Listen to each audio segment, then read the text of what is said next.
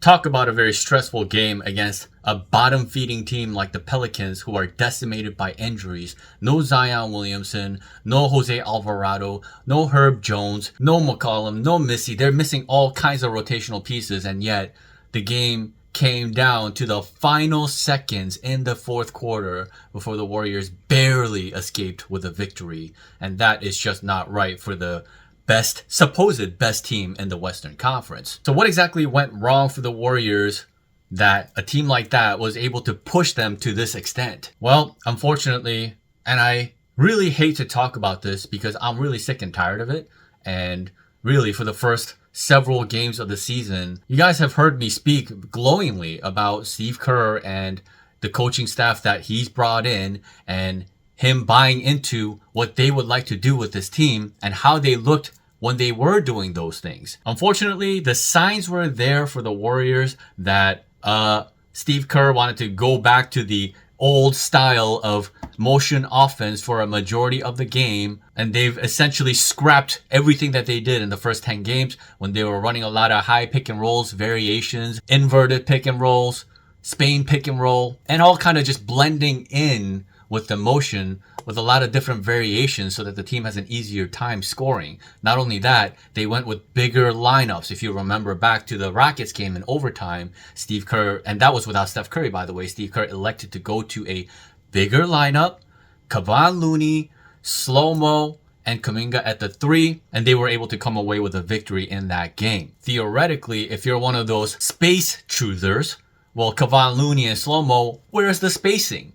And yet, a Rockets team that erased a 30-point lead could do no more than 2 points in the overtime of that game with a combination of Looney and Slo-Mo in the front court. So there's a combination of things that have been happening in terms of kind of Steve Kerr reverting back to what things looked like last season when the team was not so good. And again, it's something that I noticed dating back to the Grizzlies game.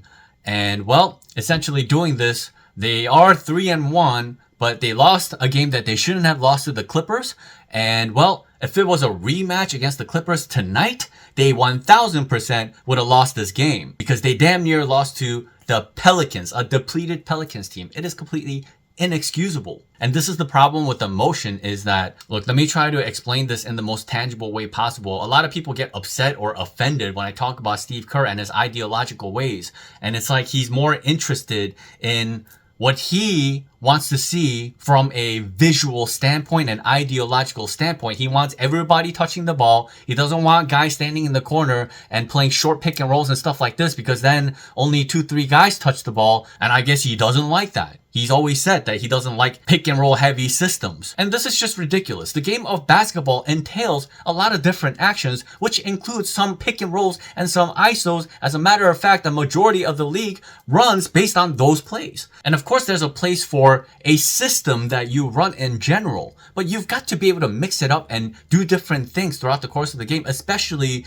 based on the talent that you have. Trace Jackson, for example, is a rim runner, rim roller, great finisher at the rim. You should run some pick and rolls for the guy. Kuminga thrives on going downhill or in ISO mismatches, stuff like that, right? Well, the motion isn't calling for any of those actions, and now he's struggling as well because now they're running the motion like 90% of the game. It's preposterous. If I was coming up with a game plan for this team, I would say you run a healthy dose of everything. Some mismatches for Steph on switches here and there against bigs. Distort the other team's defense by getting their anchor out of the paint and making them feel uncomfortable from the jump. I mean, for crying out loud, they have Daniel Tice as their starting center. What is that guy gonna do against Steph Curry, right? And people are so fixated on, oh, but Steph wants to let everybody else get going while he does cardio for the first quarter and basically put no imprint on the game as the primary player. See, the trickle effect of doing something like that is now you're putting a ton of pressure on everybody else and suddenly treating a guy like Andrew Wiggins like he's the number one option because Steph is just being totally passive in the name of, oh, let's get him going. And well, obviously Andrew Wiggins has been incredible and we'll get to that, right? But there's going to be plenty of nights where Andrew Wiggins struggles and then he has this weight on his shoulders of like, if I don't play well and Steph is being passive, we're going to get off to a really slow start. And that just doesn't make any sense to me. The best player should be more involved than the way Steve Kerr is utilizing him as if he's some kind of a role player. And then when he needs various breathers or they want to involve some other players, that's when you run the motion. That should be a secondary action that they use, not as a primary, and to use it for a chunk of the game. The other effect of this is that, well, when Steph Curry's not really in rhythm throughout the course of the game, and then the game ends up being really close the way it was tonight, well, if your primary guy hasn't been in rhythm throughout the course of the game, and then there's all this pressure now built because the game is super close, and you have to be the absolute best version of yourself, but you're not in rhythm, well, these are the kinds of nights where you're going to see Steph Curry struggling, not in rhythm, not being sharp enough, throwing the ball away. You know, that's the kind of stuff that we saw from him tonight. Meanwhile, in all the other games against some of the best teams in the league, Steph Curry was unguardable, the best version of himself in closing situations. You see the difference in how he operates when you play this style of play versus that style of play. And because of this lack of balance in what Steve Kerr is doing and just completely reverting to nothing but the motion, there's something else that you have to address when it comes to the motion, and it's that every single player on the floor, 1 through 5, has to be incredibly skilled, has to have incredible IQ, has to have incredible reaction time, has to have incredible ability in terms of handling the ball, decision making, on the fly, elite shooting ability. Basically, you have to be a perfect player to run this motion offense really successfully. And there's not a lot of guys in the league that are just perfect on the floor every possession, right? So eventually that wears your own players out and it exposes the weaknesses of your players, especially if they're not good shooters, good ball handlers, good decision makers on the fly. If you're not good at these things, and most guys have a tendency to be turnover prone in this predictable offense. Look at Slo-Mo, an excellent player, but you use him in the split action tonight. A really predictable action, especially for a guy like Willie Green, who used to be under Steve Kerr, knows exactly what they're gonna do. Slo-Mo has 3 turnovers in the first 5 minutes of the game, and he's never to be found again for the rest of this game. Steve Kerr effectively made Slo-Mo look like a worse player than he actually is. Kuminga is doing nothing because he's asked to play the power forward, and then he's playing next to Slo-Mo, who is in split action. Who is setting the screens? Part of the motion being successful is having 2 reliable screeners on the floor. That's what Draymond and Looney over the years has been all about. Great screeners, right? Not necessarily scorers, but powerful screeners and guys who defend and do their jobs to ensure that everything else is in place. But when you put JK, who's trying to score, he's not a screener. And Slo-Mo could be a screener, but again, he's in the split action, so he's not screening for anybody. So who are your primary screeners? JK and Moody? And then they wonder why that second unit can't get going offensively. Steve Kerr, use your head for the love of God, man. This is all common sense stuff. You as the coach is supposed to make it the easiest possible for your team to win a game, and you are supposed to make sure that your different talents can be maximized within your system instead of forcing them to conform to stuff that they're not good at and then making them look worse than they actually are, diminishing their value, diminishing the overall production of your team on both ends of the floor, and then ultimately, there you go. You barely escape with a victory against this bottom-feeding team. This is the kind of thing that a truly dominant number 1 seeded team, especially in the West, would never do. So I don't know how much longer this is going to go on for. I don't know if they're saving the pick and roll for some of the better teams in the league while playing the rest of the games with this and just playing games down to the wire unnecessarily. Listen, when the game is this close, you need max effort from your guys. And when you have to overexert in that way, that's where you have a tendency to suffer various injuries because you're trying to do too much. It's all just so backwards, man. And if you look back at some of the earlier videos that I made this season, I literally made videos praising Steve Kerr for making adjustments from previous seasons, allowing Terry Stotts to implement his offense and make things look much more efficient. But all of a sudden, Steve's like dissatisfied because, oh, well, this is not really my system anymore, is it? So let's revert back. Bro, this is about the Warriors. This is about maximizing their opportunity and maximizing the talents on this team, not about Steve Kerr's system and everybody having to conform to that. Because now it's an egomaniacal thing. You're making it about Steve Kerr instead of what's best for the team. And that is just fundamentally so wrong, and I would even call it criminal. Steve, get over yourself. The game of basketball in the NBA is not about one style of play. It's about mixing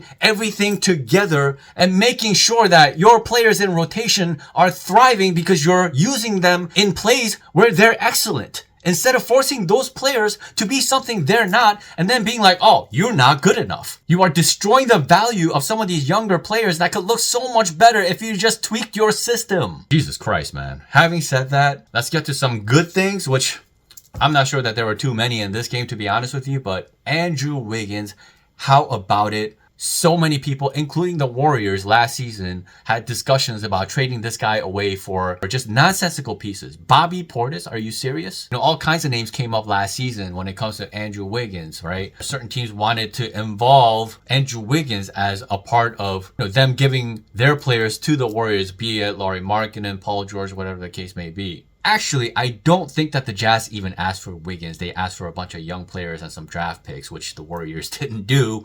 And, well, kind of looks silly now, doesn't it? But that's neither here nor there. At the end of the day, Andrew Wiggins has been on a 3-game tear. And especially tonight, he was, honestly, if he didn't have this game, the Warriors would have suffered the worst loss of the season easily.